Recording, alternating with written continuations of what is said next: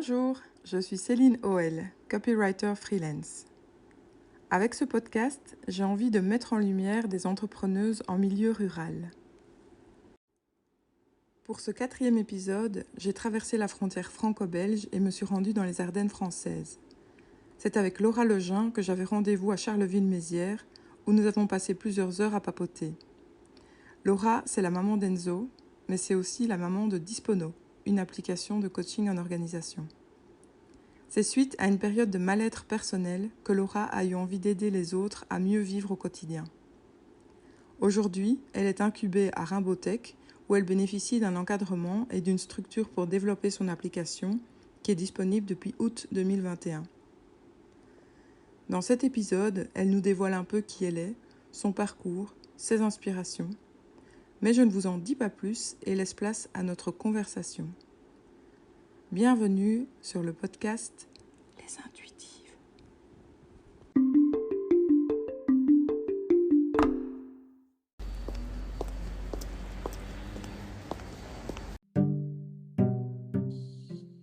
Laura m'accueille à l'incubateur Rimbaud Tech, dans un bureau qu'elle partage avec un autre entrepreneur. Le lieu est sobre, propice à la concentration. Savez-vous ce qu'est un incubateur ? C'est une structure qui encadre les entrepreneurs et les aide à développer et à structurer leurs solutions innovantes. En parlant de solutions innovantes, Dispono, c'est venu comment ? L'idée de l'application, c'était tout simple. Donc moi, j'avais l'expertise d'être coach en présentiel dans les Ardennes auprès des particuliers. Et en fait, un matin, j'étais sur mon smartphone, je regardais mon application de sport avec les menus de la semaine que je devais manger. Et c'est là que je me suis dit, mais c'est ça qui manque en fait, c'est un coach digital pour apprendre à s'organiser, qu'on aurait toujours dans sa poche.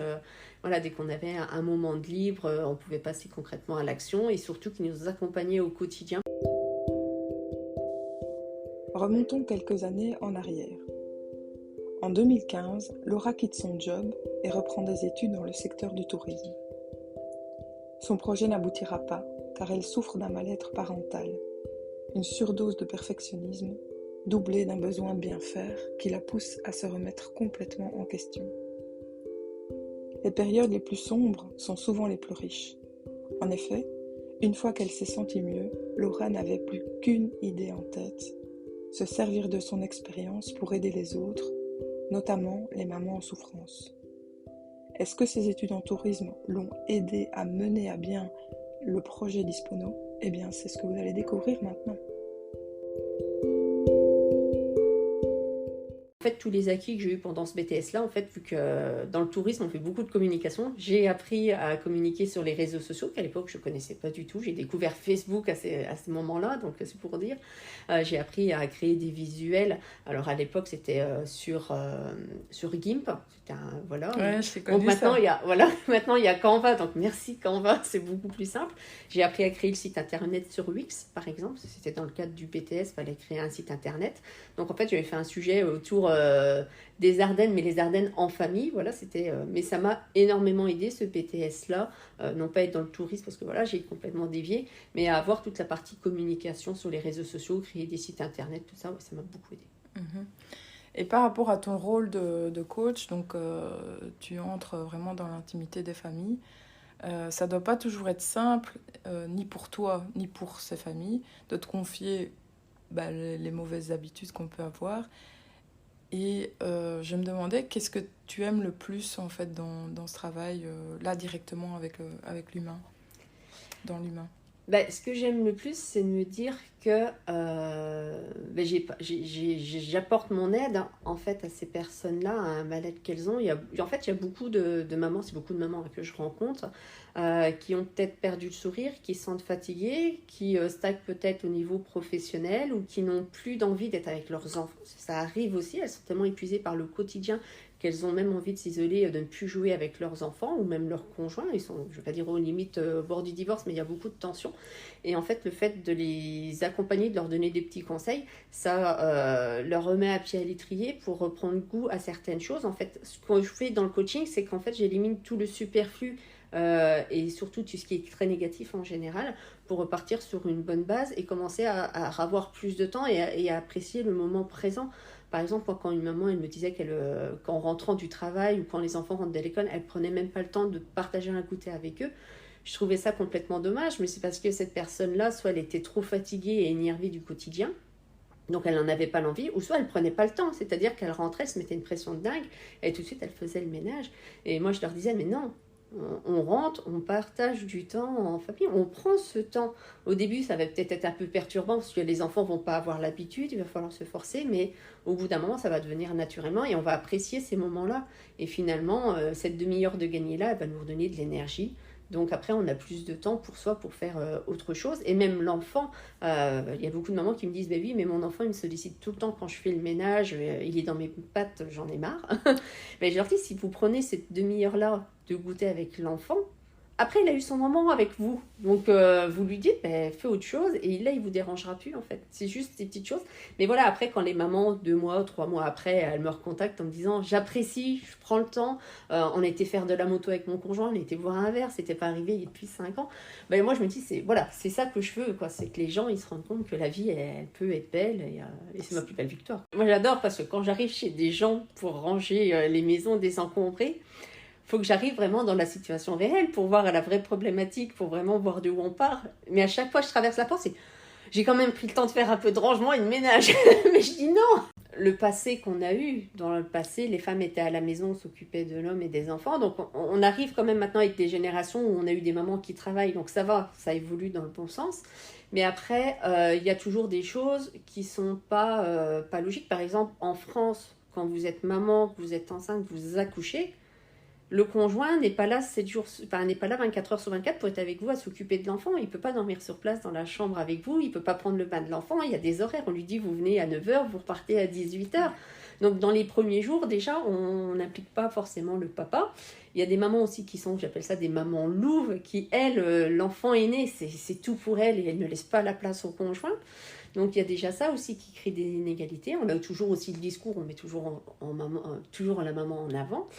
Et puis après, oui, il y a toujours la pression que là, des mamans se mettent. Et moi, je le vois avec les réseaux sociaux, c'est énormément maintenant. Quand on voit des mamans parfaites, toutes belles, bien pouponnées sur Instagram, elles sont maigres, elles font du sport nana. Ouais, mais... J'ai aussi demandé à Laura quel impact avait eu le confinement sur son application. C'était pas tant du digital qu'il fallait, c'était surtout du soutien. Et donc, c'est là qu'a été pertinent l'idée de créer une communauté de soutien dans Dispono. C'est parce que les personnes étaient isolées chez elles. Elles commençaient à avoir des nouvelles problématiques qui émergeaient et des nouveaux mal-être. Et du coup, le fait d'avoir des personnes avec qui échanger autour de ces thématiques, que ce soit en live ou juste répondre à une question sous un post, en fait, ça permettait de se sentir moins seul et de se dire, allez, on se soutient, quoi.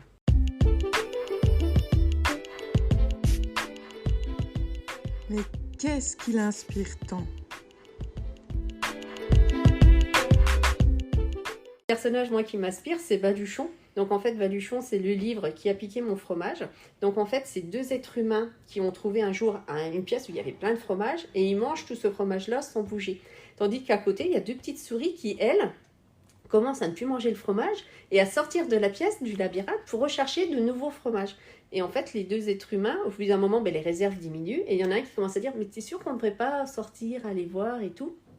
Et il y en a un toujours qui dit, non, c'est mon fromage, je l'ai, je le garde. Et en fait, le deuxième petit personnage, le fameux Baluchon, prend son courage à 2 mains et part tout seul.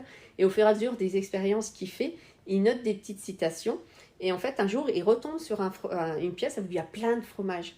Et en fait, il se dit, mon copain qui est resté tout seul, lui, qu'est-ce qu'il est devenu ? Donc en fait, lui, il a appris à être comme les souris, à toujours s'adapter, tout ça. Mais il pense quand même à son ami qui, lui, est resté sur sa position. J'ai trouvé mon fromage ne va jamais diminuer, alors qu'en fait, il a diminué. Donc c'est un livre que je conseille vraiment. Donc mon petit Baluchon, j'aime bien. Comme tu peux le voir, il y a des citations. D'accord, non, je ne connaissais pas du tout. J'irai faire des recherches. Qui a piqué mon fromage ? Ouais, c'est chouette. C'est une belle histoire.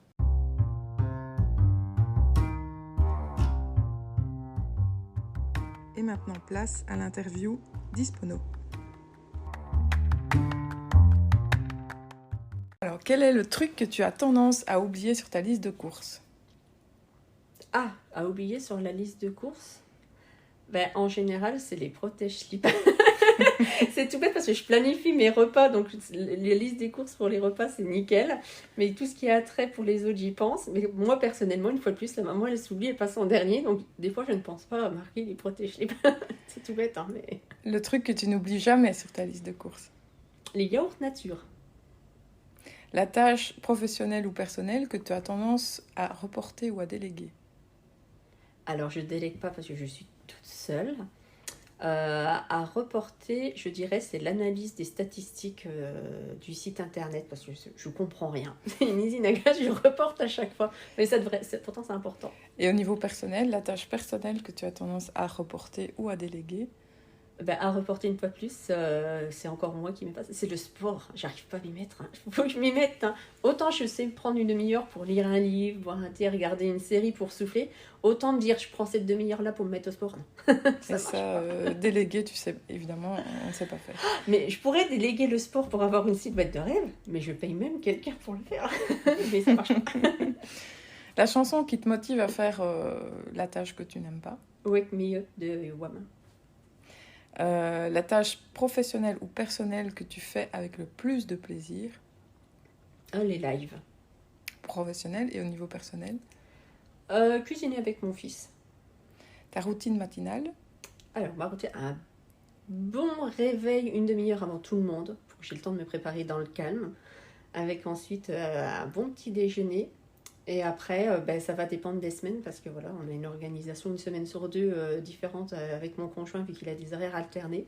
Donc après, c'est soit je m'occupe de mon fils et après je travaille, ou soit c'est moi qui fonce travailler en premier. Ça dépend. Mais pas écouter un podcast ou lire un article ou lire un petit truc le matin sympa. Oui, c'est ça.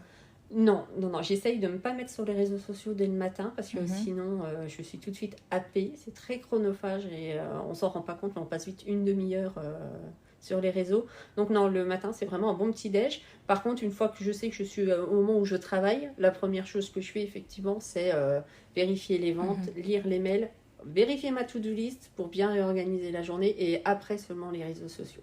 Ok. Est-ce que ton bureau virtuel, donc sur ton ordinateur, est bien rangé ? Oui. Quand tu as du temps pour toi, que fais-tu en priorité ? Une bonne sieste. J'aime dormir. Qui fait le plus souvent à manger, toi ou ton mari ? 50-50. Une recette joker quand on n'a pas le temps ? Un plateau repas avec du pain, avec du fromage et de la charcuterie. Question bonus, une astuce pour faire les cadeaux de Noël sans stress ? S'y prendre longtemps à l'avance. Ici, quels sont tes projets professionnels par rapport à l'appli dans les prochains mois, prochaines années ? Donc là, l'application, vu qu'elle est vraiment toute récente, elle est disponible que depuis le mois de août, donc c'est déjà créé déjà une bonne base de clients utilisateurs. Mais à terme, ce que je voudrais bien, si l'application prend bien et qu'on ait une grosse communauté, c'est faire des rencontres en réel dans les grandes villes de France et pays francophones. Ça me ferait vraiment plaisir. Des journées où on se voit entre mamans ou avec les papas s'ils veulent vraiment venir. Mais voilà, dès le matin, avec plusieurs intervenants, on se booste, on fait des échanges. Voilà, ça me ferait vraiment plaisir. Ça serait chouette, ouais. Qu'est-ce que tu conseillerais à une femme qui a une idée comme toi et qui a envie de la développer ? De surtout pas rester dans son coin. Avoir une idée, c'est bien. En parler à sa famille, à ses amis, c'est bien, mais c'est double tranchant. Soit ils vont vous dire « Ah, c'est génial », alors qu'ils n'en pensent pas un mot, parce que voilà, vous êtes la famille et des amis. Ou soit ils vont vous dire « Non, mais jamais personne ne payera pour ça. » Moi, clairement, c'est ce qu'on m'a dit, quoi. Non, mais c'est ton idée et tu es sûr que ça va marcher. Donc, c'est sortir de ces personnes-là et d'aller voir des professionnels. Il y a des incubateurs, des pépinières, aller voir la CCI, aller voir Pôle emploi, participer à des forums, ou même aller à la rencontre d'autres entrepreneurs de votre département. Vous les voyez sur les réseaux sociaux, en général, ils répondent. Mais voilà, en parler autour de vous. Et puis, quand vous voyez qu'il y a quelque chose vraiment intéressant qui prend, c'est très, très, très rapidement se rapprocher d'un professionnel pour cadrer l'idée, vous accompagner type incubateur et protéger l'idée, si besoin. Parce que des fois, on en parle tellement trop. Déposer la marque ou c'est... Ça peut être déposer la marque, déposer le concept, si c'est innovant, tout ça. Ouais. Protéger, c'est très important. Ok. Mais pas, voilà, il y a plein d'organismes qui nous aident, donc il faut en profiter. Et surtout qu'on peut bénéficier des aides. Ça, beaucoup de personnes ne le savent pas, mais il y a beaucoup d'aides financières qu'on peut avoir et il faut en profiter.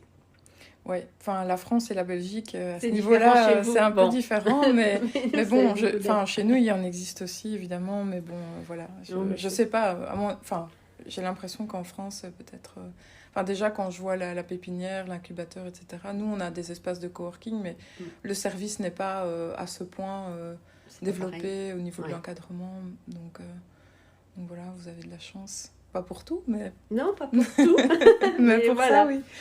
Alors pour terminer, mais là tu en as déjà un peu parlé, mais donc le livre à conseiller, et sauf si tu as un autre livre à conseiller Alors, que le Baluchon. pour l'entreprise, c'est Qui a piqué mon fromage, effectivement. Oui, Qui a piqué mon Oui, fromage. et plutôt pour le personnel, L'art de la simplicité de Dominique Loiseau, qui est un livre que moi j'ai lu avant d'être coach, et ça apprend vraiment à revenir à l'essentiel sur tous les aspects de sa vie.